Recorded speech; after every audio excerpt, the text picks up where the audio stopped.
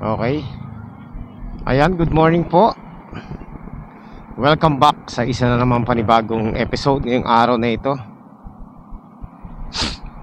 Ayan, so nandito po tayo ngayon sa ating channel mga master para sa isa na namang Lalamove edition. Ayan. So meron na tayong pick up. Ito short ride booking lang to mga master, 85 pesos dito lang sa amin. Hindi ko sana kukunin to, kaso nagdagdag ng 65 lang to nagdagdag ng 20, kinuha ko na. Malapit lang kasi Bacoor to So hindi ako kumukuha basta-basta ng Bacoor pag walang additional. Ang baba kasi ng fare dyan So yan, meron na tayong dito. Nandito na tayo sa ating pick up. Puntahan na muna natin. Ang ipapadala raw box, tapos tinatanong kung may lalabag ako. Huwag lang sana to mabigat. Tinanong ko kung ilang kilo Hindi na nag-reply. Baka overweight to. So tingnan natin mga master kung ano to. Topasyo box daw. Para nakapag-pick up na ako dati dito. Okay, let's Topasyo block 1.5. Ito na yun, 3. Okay, ito school. Tawagan ko na.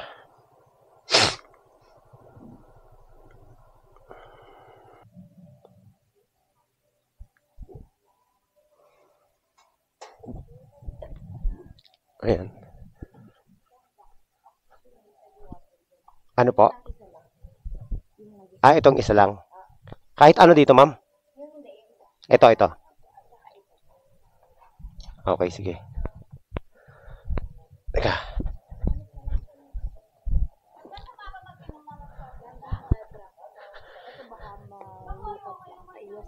Sa school ba to, ma'am? Okay, sige.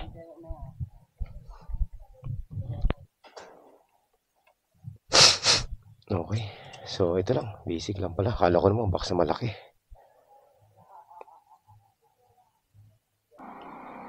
Ayan mga master. Itong natin. Booking natin 4 kilometers lang to. 85 pesos. Ayan, mataas yan. 85 pesos sa 4 kilometers. Kaya i-rush natin to para makaikot agad tayo.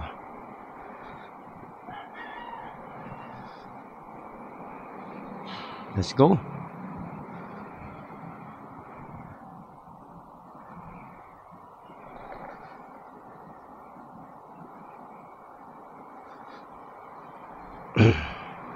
So tuloy natin yung yung kwentuhan, yung regarding doon sa sa service quality ng mga rider, mga master. Kasi ako nararanasan ko rin to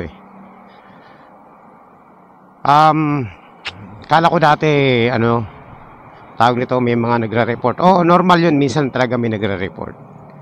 Pero ang hindi ko ma-explain, yung wala naman nagre-report pero bababa yung service quality mo. Diba? Kasi tinan nyo very talaga ako observant sa service quality. Kasi syempre nandito tayo sa short ride booking mga master. Wala naman tayo masyadong cancel dito sa short ride booking dahil hindi naman ka-cancel yung mga booking dito diba? Meron nga minsan malaki, dinadala ko na kasi tawag nito, malapit lang, mga ganun 3 kilometers lang naman, 4 kilometers. So given na yun sige, pagbigyan natin. Total malapit lang naman. Ang dahilan na rin nun kaya hindi ako nagka-cancel kasi gusto ko ma-maintain yung service quality ko na mataas. Ayan, tsaka sinisiguro ko talaga na maayos yung yung delivery ko. Mabilis, maayos, lahat, organized. Yan. So, syempre mataas yung service quality natin, di ba? Mga ilang linggo nang ganun, hindi na babawasan. Tapos, di ba yung mga kliyente natin, natutuwa pa nga sila, nagbibigay pa nga ng tip Binibigyan kanila ng tip, di ba? Kasi nga mabilis ka, walang delay. Syempre, matutuwa yung mga yung mga tao pag ganun yung ginagawa mo. So, minsan, Talagang, yun talaga yung forte ko, yung quick delivery kasi ayoko rin ng matagal ako sa ano, mga master. Ayoko nang tumatagal sa akin yung mga parcel.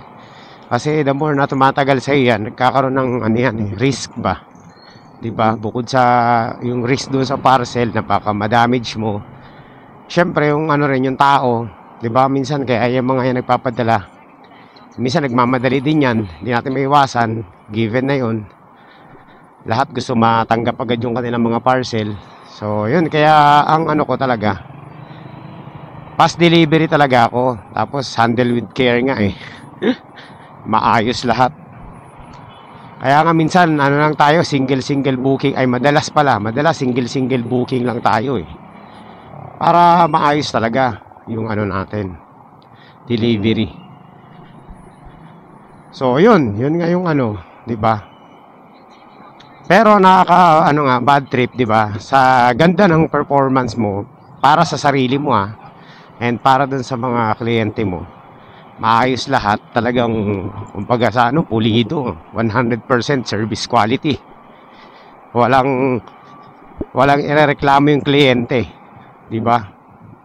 Hindi ka naman nanghihingi ng excess na bayad, kusa naman nilang binibigay 'yun. Tapos malalaman mo, ang laki ng ibabawa sa yung service quality dahil dun sa ginawa mo. Ayop na yan. Mapapamura ka talaga eh. 'Di ba? Imagine mo Friday, Saturday, Sunday, ang ganda ng ano natin oh. Buong week, 2 weeks, 3 weeks, okay na eh. Biglang hindi ka lang bumiyahe ng mga ilang araw, pagbalik mo, pag-check mo sa service quality mo, bagsak. 'Di ba? Imagine mo yung bar natin sa ulihan, 'di ba? 4 na bar 'yan. So katakalain eh, bawasan ng kalahati. Ba nakakaano 'yun? Nakaka-disappoint kasi nga alam mo sa sarili mo na wala ka namang ginagawa. Pero yung binabalik sa iyo, ganun. Talaga nakaka-PI talaga. Alam niyo naman mga master, napakahalaga ng service quality sa mga rider. No? Lalo na dito sa Lalamove. Imagine niyo yung service quality na yan. Pinaghihirapan mo yan eh. Wala nang incentive yan eh, 'di ba? Lalamove wala namang incentive eh. Hindi kagaya sa ibang sa ibang mga driver sa mga riding app, 'di ba? Meron silang mga incentive na pag maayos yung performance mo, bibigyan ka nila ng magandang incentive. Kaya yung mga rider doon sa ibang app, talagang inaayos nila, maganda yung quality ng nila, service. Kasi kapalit ng quality nila, service nila, meron silang incentive, 'di ba? So syempre pagbubutihin mo yung yung ginagawa mo. Contrary dito sa Lalamove, walang service dito mga master, walang incentive dito. Ang lang dito, pakonsuelo na lang ba kahit walang incentive, yung pagkakaroon mo ng mataas na na service quality, yun na lang yung magiging advantage mo over other riders na medyo mababa yung service quality mo. Mas napaprioritize ka pag kumuha kayo ng booking na sabay kayo. So mas lamang ka na doon. So yun talaga yung yun na lang yung pakonsuelo di bobo. Kaya yung ibang mga rider talagang pinaghihirapan nila yung yung service quality nila. Kahit na walang incentive yan, kasi gusto nila tumaas lang yung service quality, maging perfect lang yan. Para naman lamang sila sa sa ibang mababa yung service quality. Ang hindi lang katanggap-tanggap yung mga master. Yung ganyan nga ginagawa nila, Lalamove, 'di ba? Random yata yung pagbabawas ng service quality. Kasi very observant ako diyan eh. Ang ayos-ayos ng natin, ng deliver, tapos ganun. 'Di ba biglang no reasons at all, bigla kang babawasan ng bigla ka na lang babawasan. Nakaka-bad trip yung ganun mga master. Kaya mo nga inaayos yung yung delivery mo kasi yun na lang, dahil na lang sa service quality na yan. Tapos ganun ang gagawin.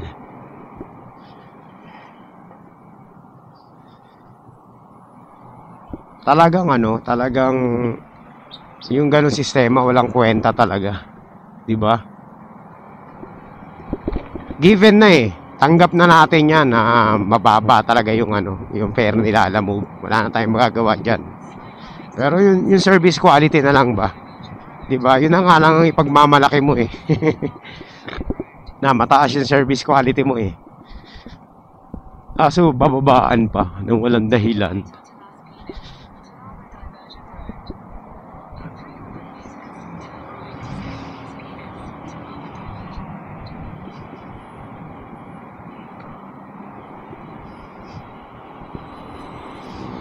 Bad trip, 'di ba?